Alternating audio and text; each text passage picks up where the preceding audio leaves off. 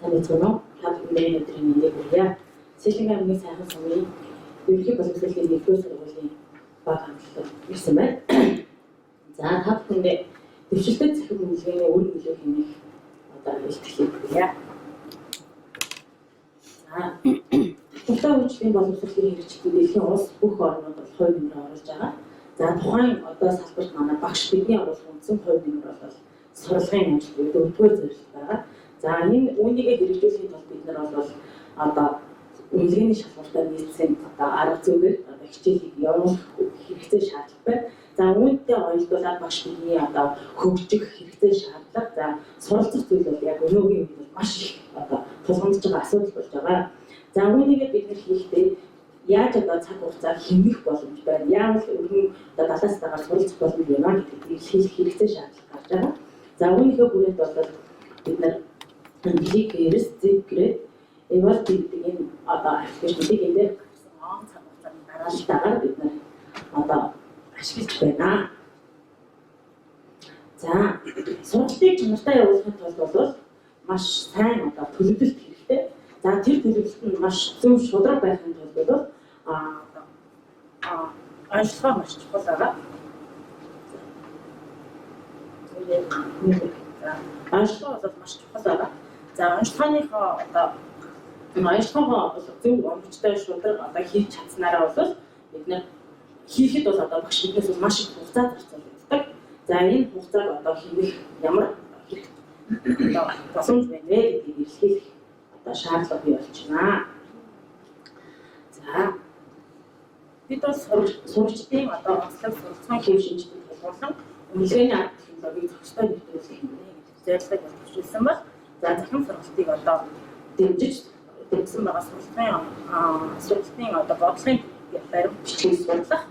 За тэдний үзэл баримтлал арга зүй судлах гэх хэрэгтэй шаардлагатай зорилго байна. За үнэлгээний аппликейшнуудыг туршиж үр дүнгийн тооцох. За үнэлгээнд одоо хэрэгжүүлж буй үнэлгээний хэрэгслүүд анализ хийж одоо бусад багш нарт түгээн дэлгэрүүлэх бас бусад багшийнхаа цагийг хэмнэхийн зорилгыг бас төвшүүлсэн байгаа. За одоогийн байдлаар энэ бидний ашиг микрофон амтраад байгаа систем. За микрофон байна. Яг чамд энэ микрофон албаш. Атин тийм.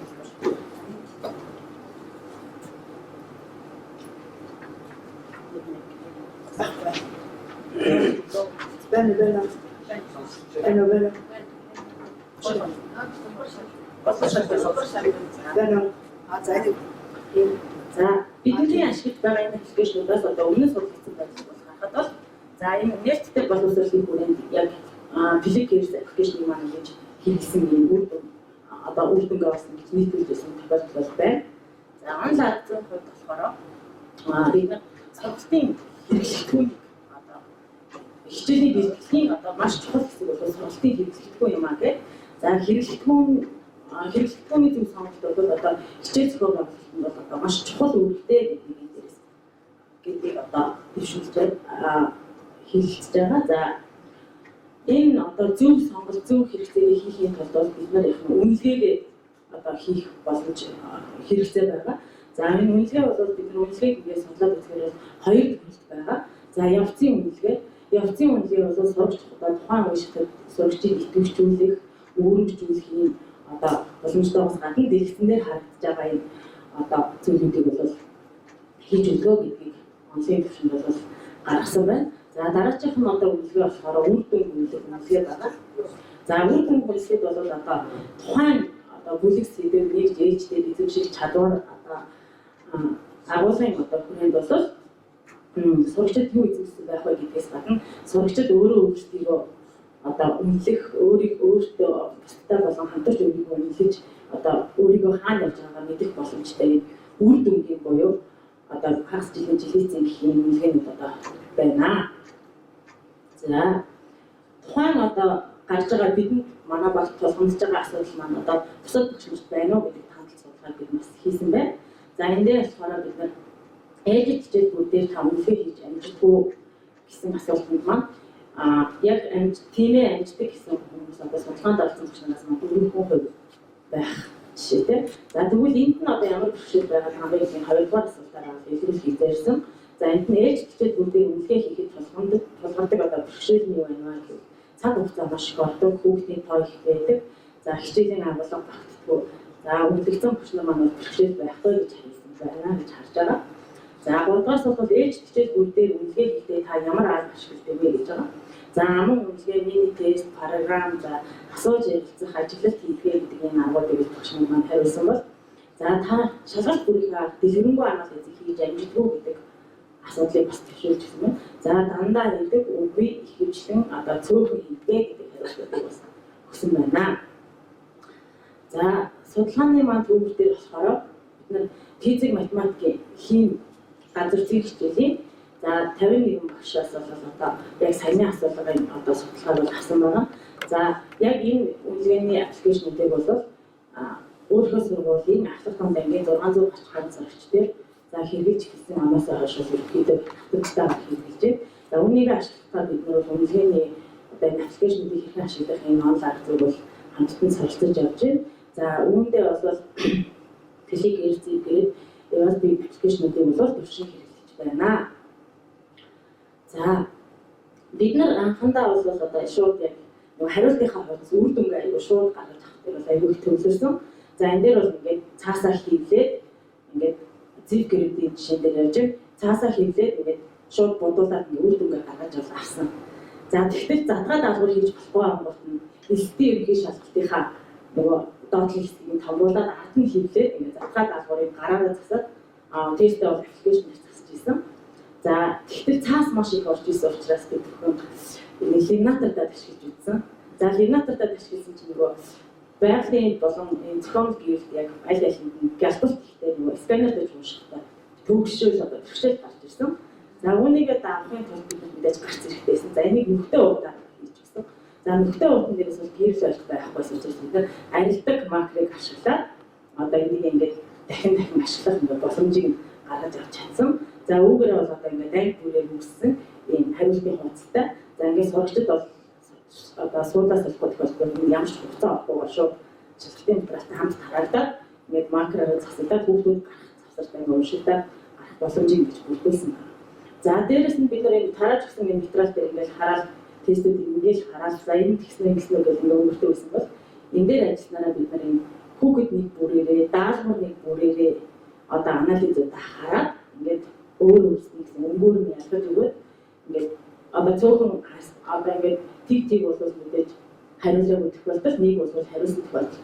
За яг ингээд цөөхөн асуултан дээр хариулах нэг цөөхөн онцлогтой хариулсан хүмүүстэй тайлбарлуулаад үзэхээр үнэхээр одоо нөгөө тааж буузнараа онсон уу энэ агуулгыг мэдчихэв гэдэг нь бас харагддаг.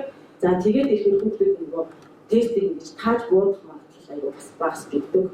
За ингээд бас үнэнч байдал бас төлөвшүүлээд төлөвлөж байна гэж байна. За энэ болохоор нөгөө даалгавар бүрдээр хийсэн одоо анализ зөв хүүхдүүдийн хариултан дээр хийсэн бол энэ даалгавар дээр хийсэн анализ.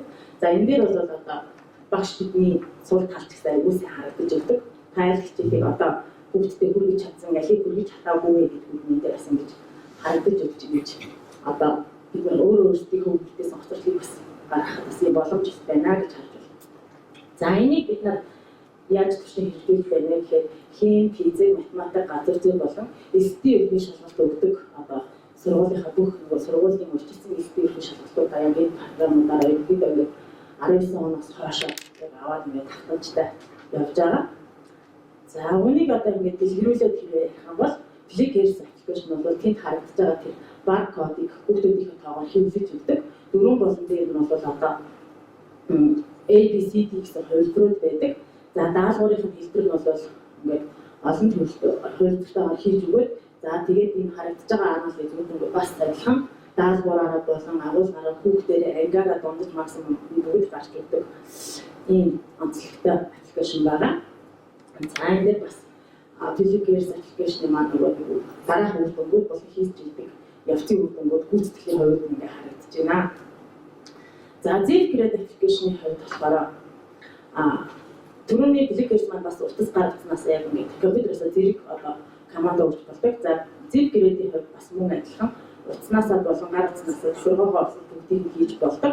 За ингээ хариултын хуудсыг сайн дээр дурдсанчлан ингээд дахин ашиглах боломжтойгоор одоо дуртай үйлчлэг юм бол үнэтэй хувь нэмэр оруулж байгаа энэ зүйл болж харагддаг. За ингээд даалгаврын анализуудыг ингээд утсан дээр бол компьютер дээр бид ингээд бүх хувилбараар нь гаргаж авдаг. За яг ийм датаг бол зүгээр одоо бичих яг өөрсдөө хийх юм бол ядчил нэг анги дээр нэг өдрийн ажил болдог. Тэгэхээр энэ бол хэдэн секунд гарч ирдэг өөр юм байна. За ERP бол одоо энэ хичээлээс бид нар төвшин хэрэгжүүлж одоо үзэж байгаа аппликейшн байна. За энэ аппликейшны давуу тал нь бол одоо задгаа даалгавар тест хоёрыг зэрэг боловсруулаад үр дүнгээ гаргаж авдаг маш онцлогтой. За үр дүн нь мөн адилхан одоо зэв гэрээтэй адилхан одоо даалгавар бүрээ амлын зараад унджаараа миний авсан ангиудын унджаар ангины тосбрын унджаар гэдэг адилхан гэж гарч өгдөг юм аппликейшн байгаа. За бид энэ одоо аппликейшнуудыг сургуультай болон сургуультай ингээд өөрийн сэт баг нэгжүүдэд бол түгээн дэлгэрүүлдэг. За хүүхдүүд маань бас хэрэгэлдэг. 6-аас 12 дугаар хүртэл тогтмол хэрэгдэг. Багийн багш нар маань сургуультай аваад ахлах 5 дугаар хичээл сэтгэлжүүлэх одоо тэр хичээлүүд дээр бас ашигладаг байгаа. За Сэлэнг аймгийн одоо физикийн багш нарт энэ захин сургалтууд түгээн дэлгэрүүлэх юм ажил болсон. За үүгээр бас энэ аппликейшнаа түгээн дэлгэрүүлсэн байгаа. За үүгээр бол манай бүсийн сондуудын багш нар бас элтийн ерөнхий шалгалтаа үүгээр авч хэлсэн байгаа. За дүгнэлт хэлэхэд бол Flickr application бол сэргээн санах болон ээж хичээлийн дүгнэлт баттгал хэрэглэхэд бол маш оновчтой, их давуу талтай. За тухайн аппликейшнийг бол одоо анхаарах зүйл нь бол уншуулж байгаа хүмүүстээ давхардуулахгүйгээр нөгөө хариултынхаа хуудсыг гялахгүй материал дээр хийж өгөхөд бол шууд ингээд үр дүнгийн дороо гаргаж өгдөг юм давуу талтай. За зэв гэрэл болохоор тестийн даалгаварт бол маш оновчтой. За дэлгэрэнгүй анализыг бол хормын дотор гаргаж өгнө. За хариултын хуудас нь бол одоо нэг удаа хийлээд дараа нь дахин ашиглах материалаар хийхэд бол хичнээн төгсгөл нь ашиглах бүрэн боломжтой. За ERP болохоор задгаа даалгавар тестийг бол одоо юм яадаг. Уншиж үр дүнг гаргадаг. Анализыг нь дэлгэрэнгүйгээр хийж байна. Энэ дээр болохоор шалгалт бүрдээр хариултыг хуудас гаргах одоо хэрэгтэй байдаг. За харин даалгаврын тоон ижилхэн байгаа тохиолдолд тэр хариултыг хуудасаар хийж ашиглаж болно. Тэгэхээр эсэлтийн ерөнхий шалгалтын даалгаврын тоон одоо тогтмол байдаг учраас түүн дээр ашиглах бол маш хэмжтэй. За ингээд нэгтгэл үзэхэд бол эдгээр аппликейшнууд бол үнэхээр зарцуулагддаг маш их цаг хугацааг бол хэмжиж байгаа. За биднэрт маш олон төрлийн дата мэдээллийг олгож өгдөг.